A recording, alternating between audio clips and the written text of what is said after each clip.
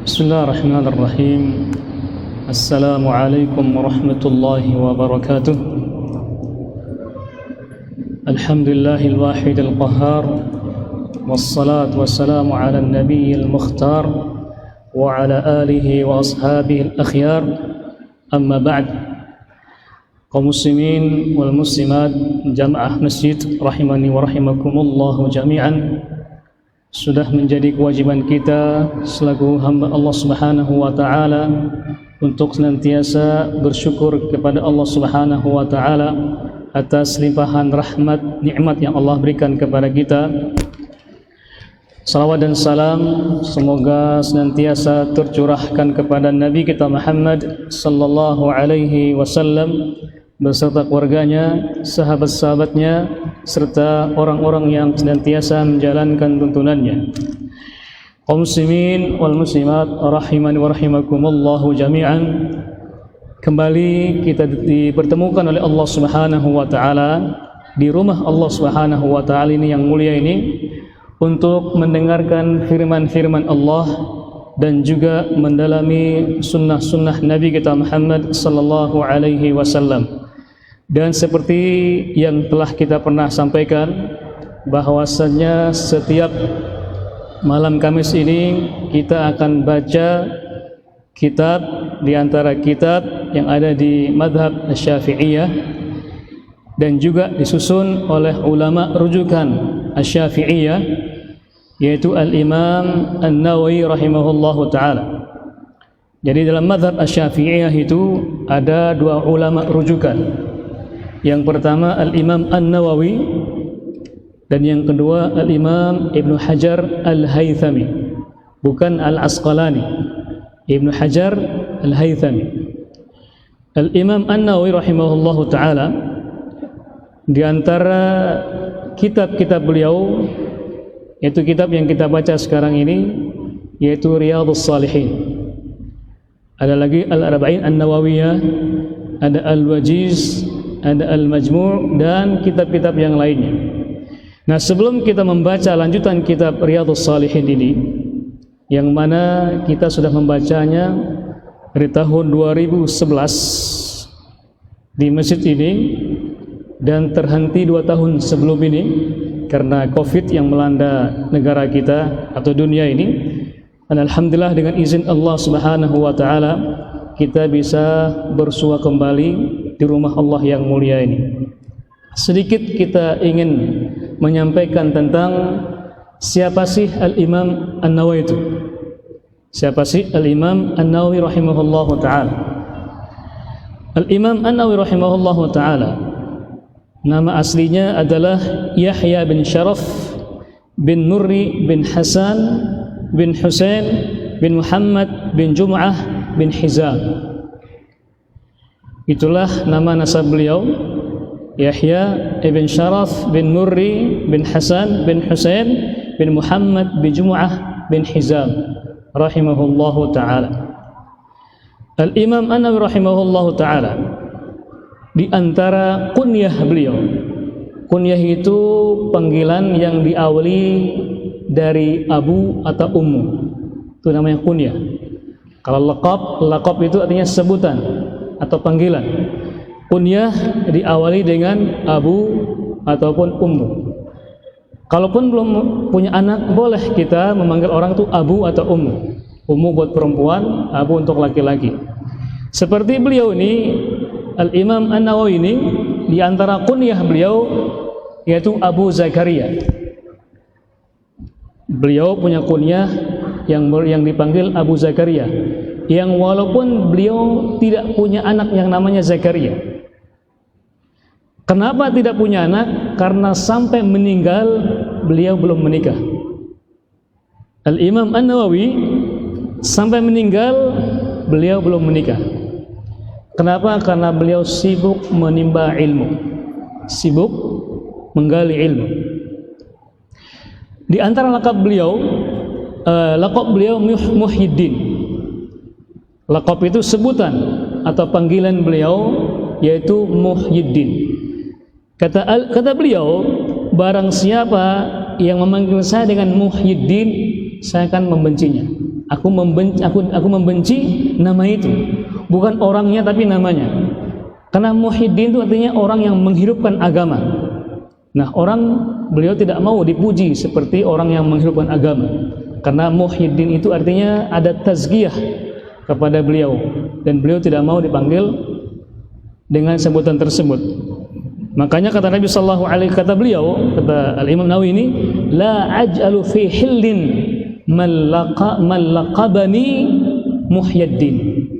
Aku tidak rela, kata beliau, kepada orang yang memanggilku dengan Muhyiddin. Karena memang beliau, karena jasa-jasa beliau, kemudian karangan-karangan beliau, tulisan beliau, Masya Allah, melebihi jumlah usia beliau. Usia beliau meninggal di usia 43 tahun. Masih kuat-kuatnya, saking semangatnya mencari ilmu, sehingga beliau mungkin lupa menjaga kesehatan beliau, sehingga beliau meninggal di usia yang masih muda sekali, 43 tahun. Jadi beliau ini dilahirkan di sebuah tempat yang bernama Nawa di Damaskus sana. Makanya beliau dinisbatkan kepada An-Nawawi dari tempat lahir beliau, Nawa. Makanya Al-Imam An-Nawawi, beliau dikenal dengan Al-Imam An-Nawawi, disebutkan di sebuah tempat kepada tempat lahir beliau tersebut di Damaskus sana.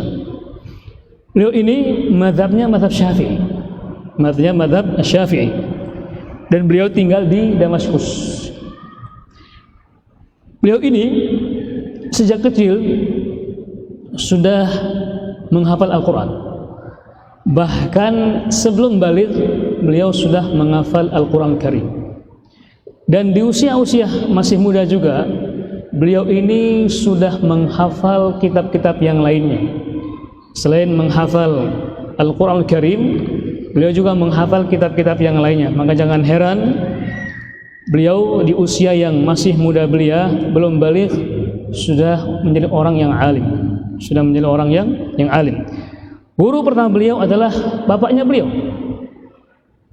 Syaraf, dan bapaknya bahkan kakeknya itu memiliki madrasah di tempat beliau, sehingga beliau menimba ilmu dari bapaknya dan juga kakeknya.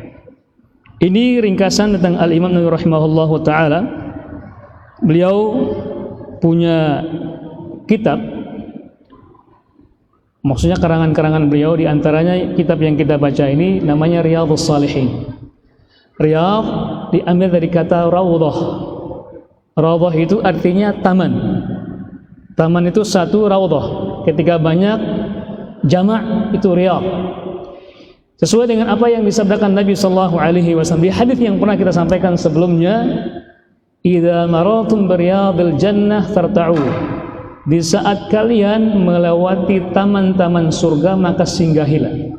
Makanya kata-kata riyadh diambil dari sunnah atau hadis Nabi kita Muhammad sallallahu alaihi wasallam. Riyadh as-salihin jama' dari orang yang saleh, bentuk jama' dari orang yang saleh, salihin.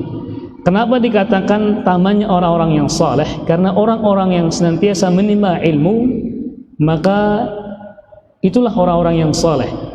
Orang-orang yang saleh, maka dikatakanlah taman-taman orang ini atau taman-taman surga tamannya orang-orang saleh. Walaupun kita di dunia ini punya banyak taman-taman, termasuk di Sumbawa ini punya banyak taman-taman, tapi di situ kalau kita tidak menjaga pandangan kita dan menjaga pendengaran kita dan juga menjaga hati kita, bukan malah kita mendapatkan pahala, tapi malah mendapatkan dosa. Namun di saat kita ke masjid mendengar firman Allah Subhanahu wa taala, mendalami tuntunan Nabi kita Muhammad sallallahu alaihi wasallam, makanya kata Nabi, itulah taman-taman surga. Raudhatun min riyadil jannah. Taman di antara taman-taman surganya Allah Subhanahu wa taala. Mudah-mudahan dengan hadirnya kita di sini, kita menjadi penghuninya surganya Allah Subhanahu wa taala. Amin ya rabbal alamin. Baik, kita lanjutkan ke judul yang baru dari kitab ini, judul yang sempat pending, tertunda selama 2 tahun karena musibah yang menimpa kita. Dan juga jangan lupa kita berdoa kepada Allah Subhanahu wa taala, semoga musibah ini segera berlalu. Amin ya rabbal alamin.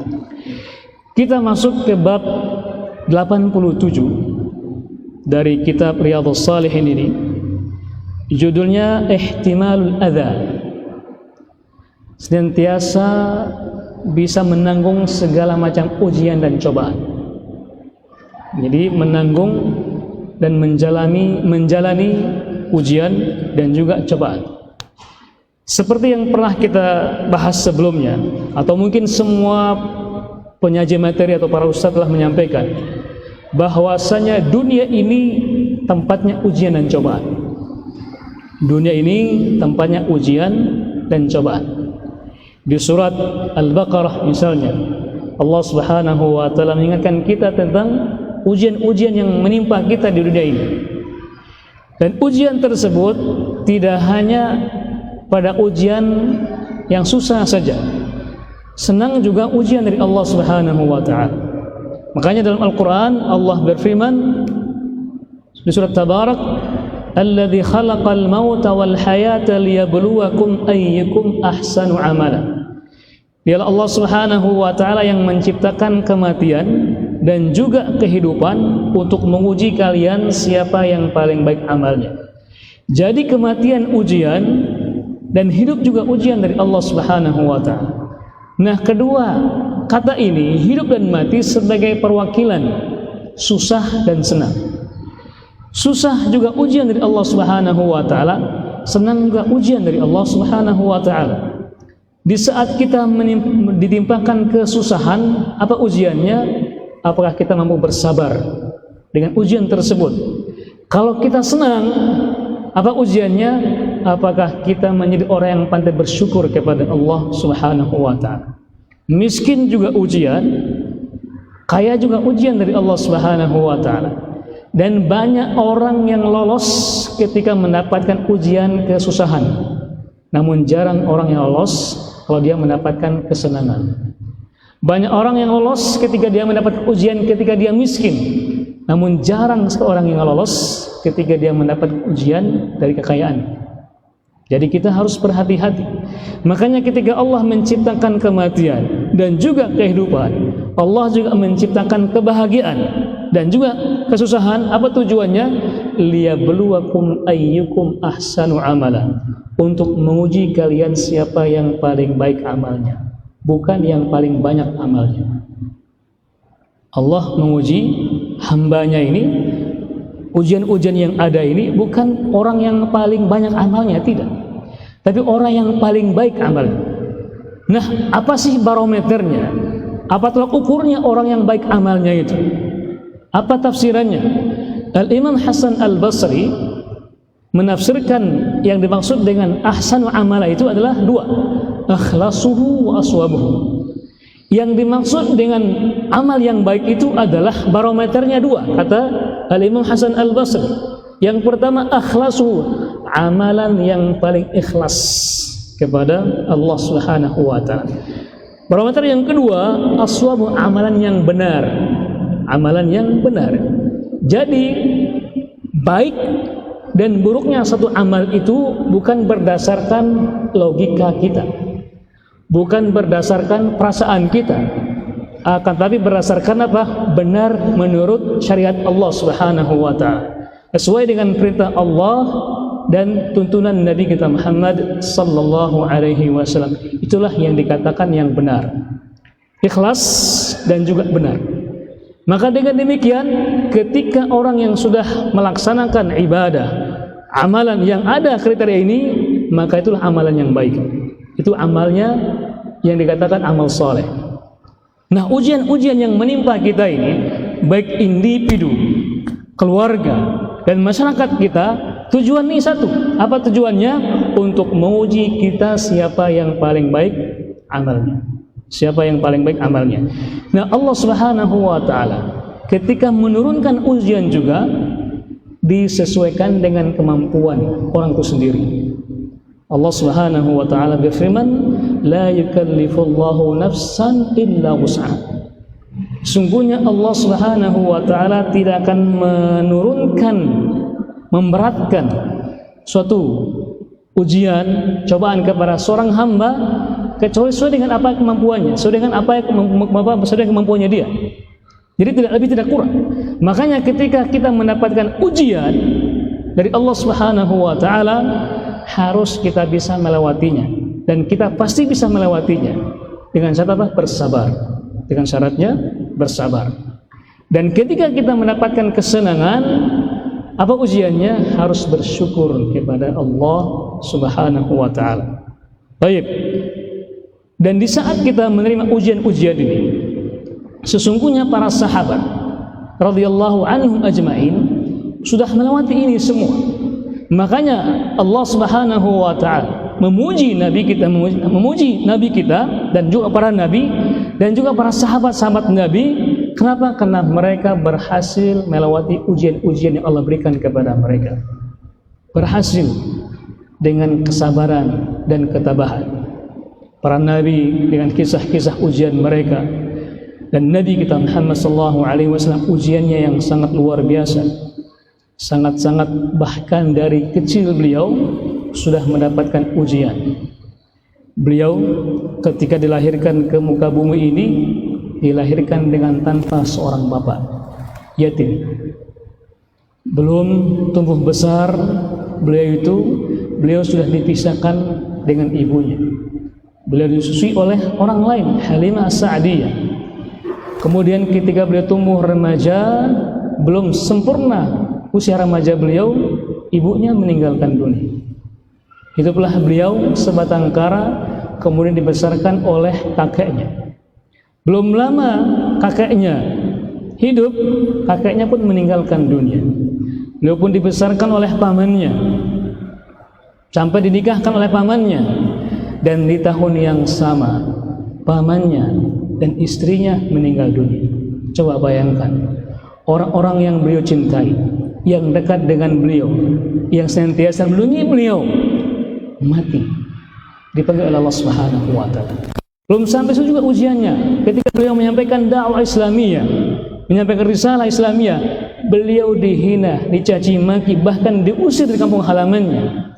Itulah ujian yang Nabi alami.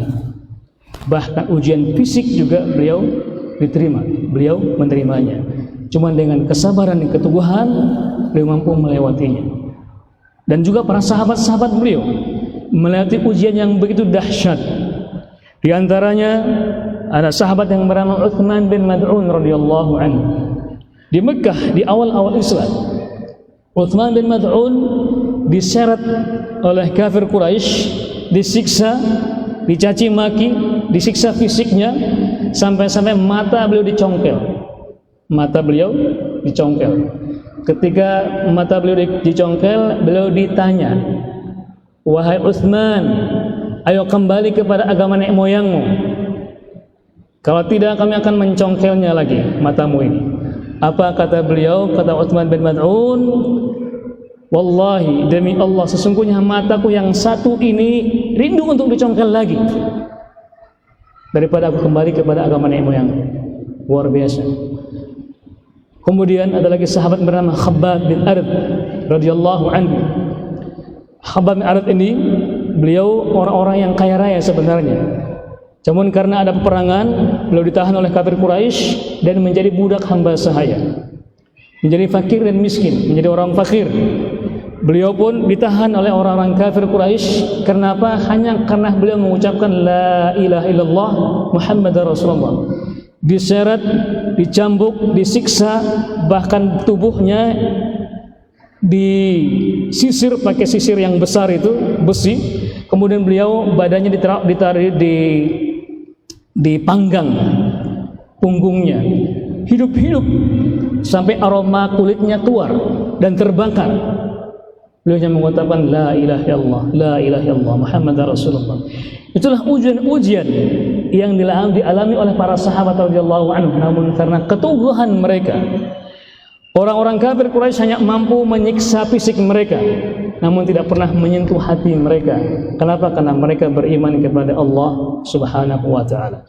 Makanya di saat kita ditimpa oleh musibah-musibah, Mari kita ingat betapa dahulu para salafus saleh disiksa, dihina, diuji dengan berbagai macam ujian, mereka tetap sabar menerimanya, sabar menjalaninya. Oleh karena itu juga kita selaku hamba Allah Subhanahu wa taala yang mengaku sebagai umat Nabi Muhammad sallallahu alaihi wasallam juga harus mencontohi mereka. Makanya dalam ayat ini, dalam judul ini, Al-Imam An-Nawawi rahimahullahu taala menukil suatu ayat di surat Ali Imran ayat 143. Allah berfirman, wal kadhiminal ghaidh wal 'afina 'anil nas wallahu yuhibbul muhsinin. Di sini Allah berfirman wal kadhiminal ghaidh, orang-orang yang mampu menahan amarahnya.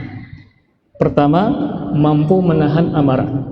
Yang kedua, wal 'afina 'anil nas, senantiasa memaafkan orang lain. Dan yang ketiga, berbuat baik. Berbuat baik. Wallahu yuhibbul muhsin. Kalau seandainya kita mampu melaksanakan tiga hal ini, maka itulah ciri-ciri orang yang bersabar, yang senantiasa bisa menahan ujian dan cobaan. Kenapa? Ketika ada orang yang berbuat buruk kepada kita misalnya, mampukah kita memaafkannya? Kenapa? Itu yang pertama, memaafkannya. Dan yang kedua, yang pertama, menahan amarah kita yang dahulu. Mampukah kita menahan amarah kita? Enggak balik marah. Yang kedua apa? Memaafkannya. Dan yang ketiga, justru kita memberikan dia hadiah misalnya. Masya Allah, ini sangat luar biasa sekali. Sudah ada orang yang berbuat buruk kepada kita, kita menahan amarah, memaafkannya, bahkan kita kasih plusnya lagi. Kita kasih hadiah. Itulah yang dicontohkan oleh Nabi kita Muhammad sallallahu alaihi wasallam ketika beliau berhasil membuka kota Mekah. Berhasil membuka kota Mekah dengan tanpa perangan. Di antara orang-orang yang ada menjadi tawanan itu ada seorang yang bernama Sufyan. Abu Sufyan atau Sufyan. Sejarahnya demikian. Beliau ini pemuka Quraisy yang sangat-sangat membenci Nabi Muhammad sallallahu alaihi wasallam. Dan juga memerangi Nabi Muhammad sallallahu alaihi wasallam. Dan ketika Rasulullah SAW berhasil membuka kota Mekah, Nabi mengatakan, "Idhabu fa antum tulaqa." Pergilah, sungguhnya kalian sudah bebas. Masya Allah. Nabi memaafkannya, menahan amarah, bahkan plus lagi memberikan hadiah.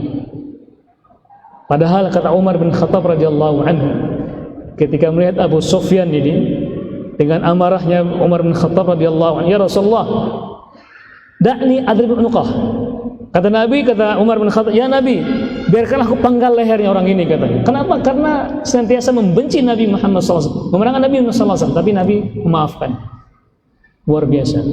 Nabi Yusuf alaihissalam, ketika beliau berhasil menjadi orang yang terkemuka dan pejabat tinggi di daerahnya itu, menjadi menteri keuangan mungkin bahasa sekarang. Ketika ada saudara-saudaranya yang datang minta tolong dalam kondisi lemah, minta tolong lagi, dan Nabi Yusuf punya kekuatan untuk balas dendam. Kenapa? Karena saudaranya ini membuang beliau ketika beliau masih kecil. Kata Nabi Yusuf alaihissalam, "La tathriba alaikumul yawm, yaghfirullahu lakum."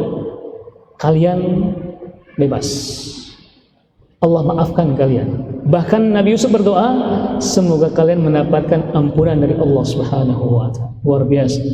Tidak marah, memaafkan, dan kasih lebih lagi.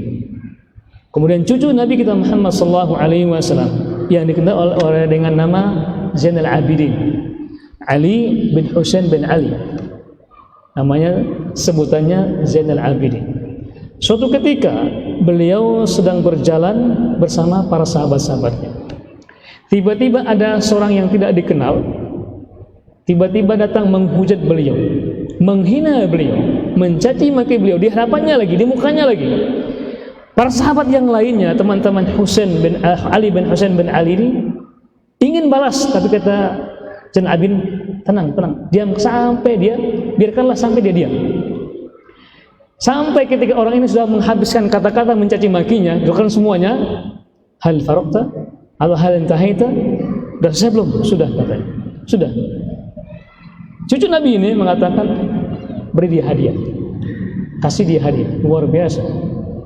Mungkin kalau kita tempeleng ya, tapi beliau Masya Allah udah caci maki, sebuah kata-kata disebutkan malah dikasih hadiah. Luar biasa. Kenapa? Mengamalkan firman Allah Subhanahu wa taala ini.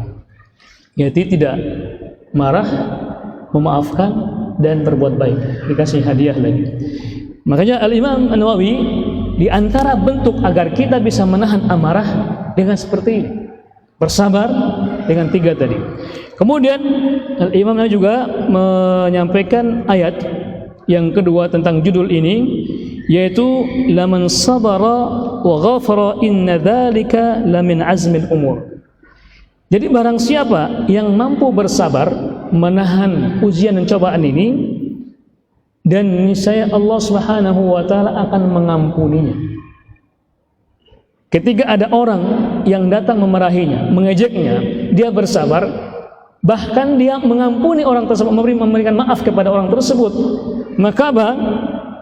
Inna fi dzalika lamin azmil umur. Sesungguhnya itu bagian dari perkara yang sangat susah sekali. Perkara yang sangat susah. Syekh bin Baz rahimahullahu taala ketika beliau menjadi qadhi, jadi hakim di suatu mahkamah di Riyadh, beliau memberikan hukum kepada seorang pemuda seberat-beratnya, sehingga pemuda ini di hadapan beliau ini ketika sudah ada putusan, pemuda ini langsung mencaci maki Syekh bin Baz rahimahullahu ta'ala. Syekh bin Baz ini ulama Arab Saudi yang sudah meninggal di tahun 1996, dicaci maki, dan Syekh bin Baz hanya diam sambil tertunduk sambil mengucapkan istighfar, astagfirullah, sampai orang ini selesai. Habis itu sudah. 2 bulan kemudian terdengar kabar bahwasanya orang yang pemuda tadi itu meninggal. Pemuda tadi meninggal dunia. Akhirnya Syekh bin Baz rahimahullah ta'ala mengatakan, dalluni ala qabri, tunjukkan kepadaku di mana kuburannya pemuda tadi itu, pemuda yang mencaci maki beliau itu. Akhirnya beliau pergi kuburannya dan berdoa kepada Allah Subhanahu wa taala, minta ampun untuk pemuda ini. Kata para perawinya itu selama lama 30 menit kalau nggak salah, katanya. Luar biasa. Artinya apa? Beliau memaafkan, walaupun beliau seorang qadhi, mampu mungkin menambah hukumannya, tapi karena kesabaran, ketulusan dan memaafkan dan berbaik, beliau mampu menahan amarahnya, bahkan mendoakan semoga Allah mengampuninya. Kemudian Al-Imam An-Nawawi menukil hadis Nabi sallallahu alaihi wasallam yang sebenarnya hadis ini sering kita dengar dan sama dengan apa yang pernah kita baca tadi itu. Maka dengan demikian kita cukupkan kajian kita pada malam hari ini sebagai muqaddimah, dan insyaallah setelahnya kita mungkin ada yang mau ingin bertanya, ada yang mau disampaikan atau yang didiskusikan. Masih ada waktu ya? Sebanyak berapa? 15? Ya, insyaallah pas untuk pertanyaan jawab. Silakan bagi para ikhwan, para jamaah yang ingin bertanya atau ada yang ingin dikoreksi atau yang ingin disampaikan atau yang ingin curhat, silakan.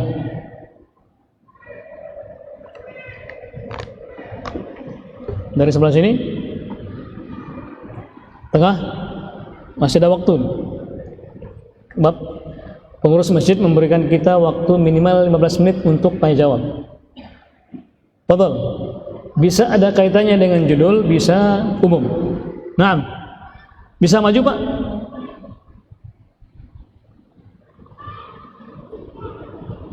Bisa ambilkan mic ini? Maju Pak, maju.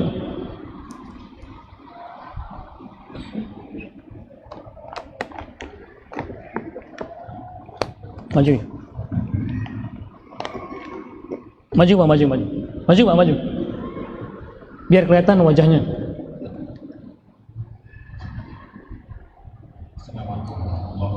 Waalaikumsalam warahmatullahi wabarakatuh.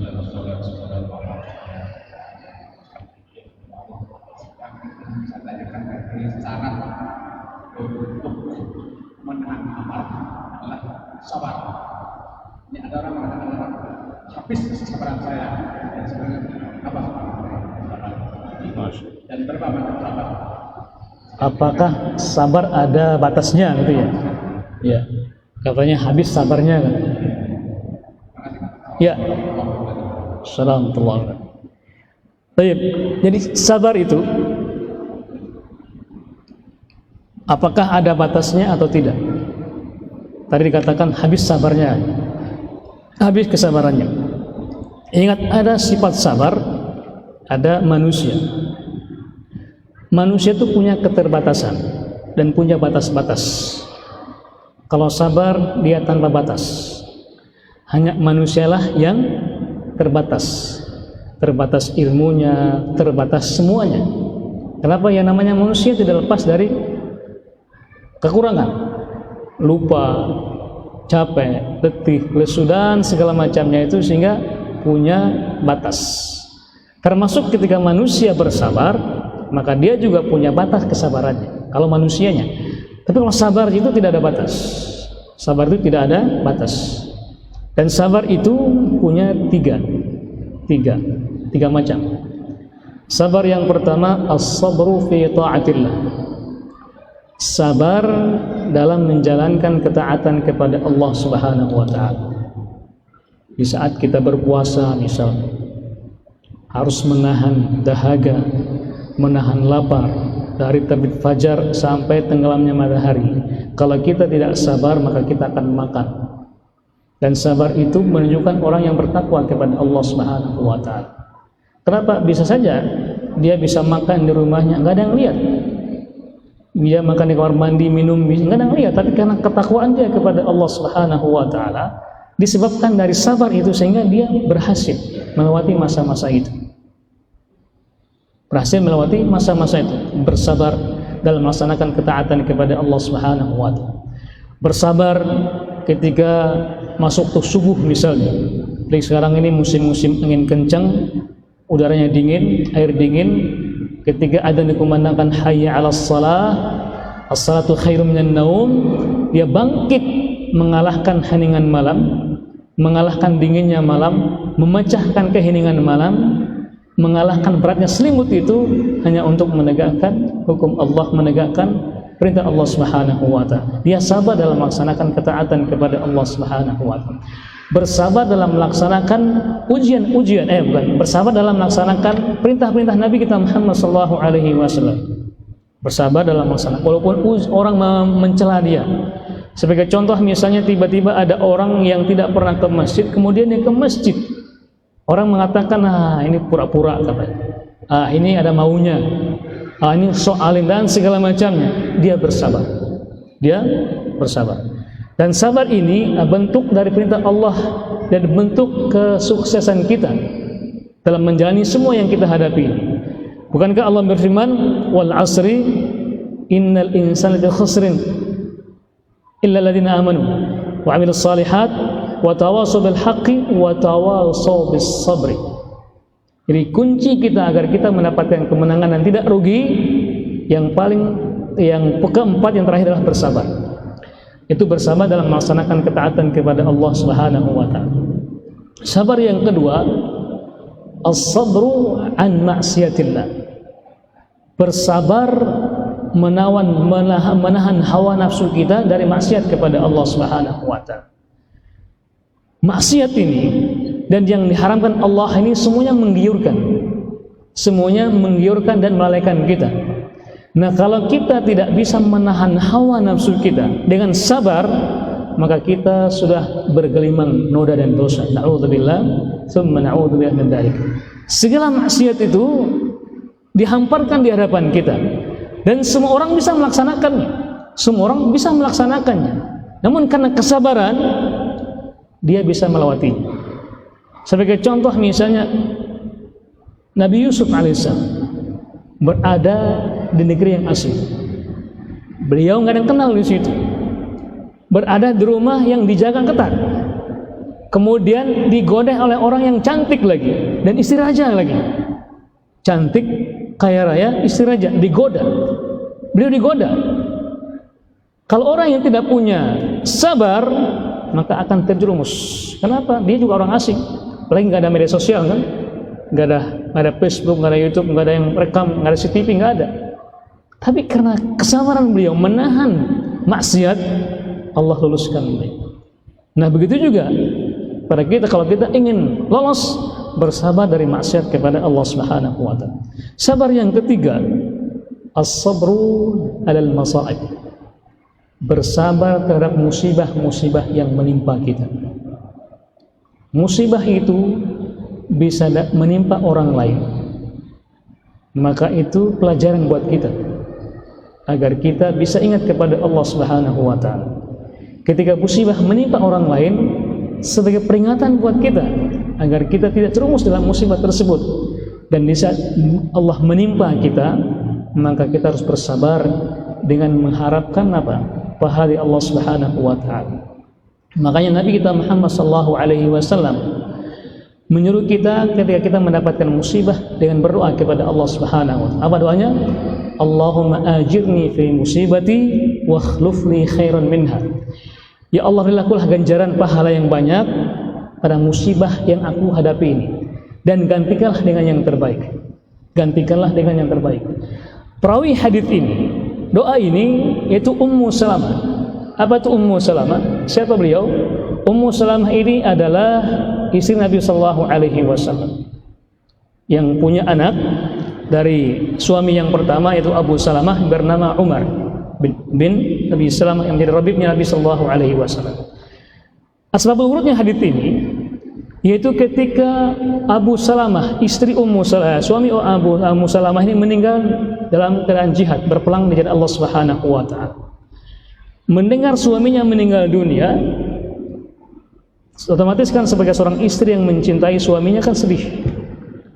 Datang mengadu kepada Nabi sallallahu alaihi wasallam. Sehingga Nabi mengatakan kepada Ummu Salamah ini, bacakanlah doa ini. Allahumma ajirni fi musibati wa akhlifni khairan minha. Ya Allah, berikanlah aku pahala pada musibahku ini dan gantikan dengan yang terbaik. Ummu Salamah berdoa kepada Allah Subhanahu wa Ta'ala. Setelah itu berpikir, siapakah orang yang paling baik dari Abu Salamah ini? Dari Abu Salamah ini. Dia orang kaya raya, pemuka Quraisy, kegantengannya juga luar biasa. Mikir, nggak habis pikir siapakah? Ternyata Nabi yang melamar beliau. Ternyata Nabi yang melamar Ummu Salamah. Jadi kita harus yakin dengan doa ini kepada Allah Subhanahu wa Ta'ala. Jadi ketika ini bagus nih buat anda yang mungkin ada yang mati suaminya, berantum, baca doa ini. Tapi antum harus jadi orang baik dulu daripada suaminya, sehingga terkabulkan doa janda ini misalnya. Kayak gitu ya, Pak.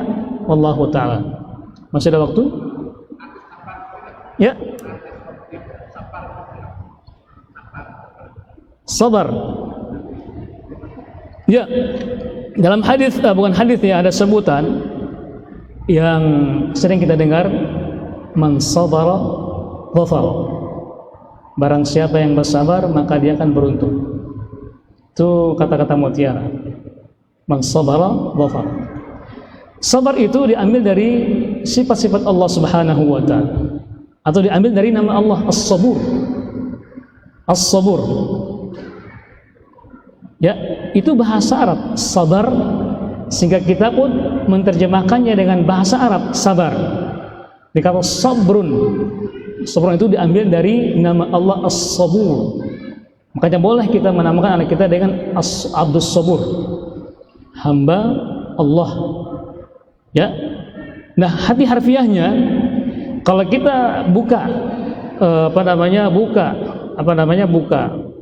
kamus misalnya, maka itu dari bahasa Arab yang mana artinya apa? Habsun nafs, berusaha menahan diri. Ya, habsun nafs indah ihtimalil adza atau yang lainnya.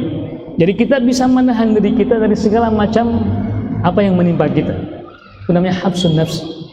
Jadi sabar itu adalah sifat hati, bukan ungkapan. Makanya tidak boleh mengatakan saya sabar ini, katanya. Ingat, sabar itu tidak diucapkan, Sabar itu amalan hati. Sabar dan ikhlas, tawakal, benci, cinta, semuanya amalan-amalan hati. Sabar dan ikhlas itu. Makanya ketika ada yang mengatakan saya ikhlas ini, enggak, ikhlas itu tidak diucapkan. Sama juga dengan sabar, saya sabar ini. Sabar tidak diucapkan. Kenapa? Karena dia amal hati. Sabar itu hanya habsun nafs, menahan diri untuk tidak berbuat lebih daripada yang ditimpakan kepada dia. Ini jawabannya wallahu taala alam. Ada lagi yang lain? Kalau ada masih ada waktu. Satu.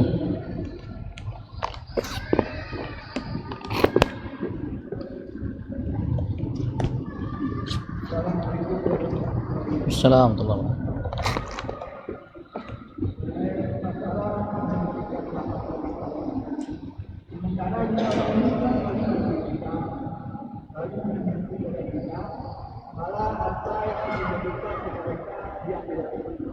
Jadi untuk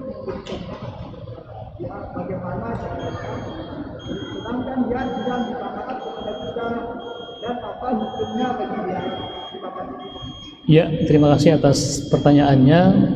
Insyaallah kita akan jawab pada pertemuan berikutnya karena waktu sudah tiba.